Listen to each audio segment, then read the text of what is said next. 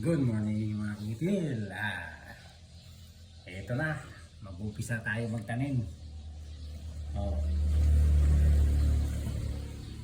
Yan na. Simula tayo po tayo mga kumitil, ano? Yan na. Yan. Baka naman, kundor, puro kundor. Iswes, labasa, panigang, kamatis, sitaw, galante, okra, yan. Yung variety niyan, smooth green, yan. Samantala, yan po muna ang ating mga itatanim.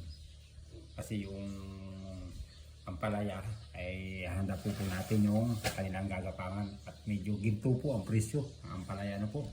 Kaya siguro isipin nyo ang isang buto nasa 10 piso mahigit na ginto ang ampalaya. Sabagay, ginto rin naman ang pagbinenta mo po. Ito po, shoutout po kay Rowan Merchandising. Doon po bumili. Ibinigay po sa akin to.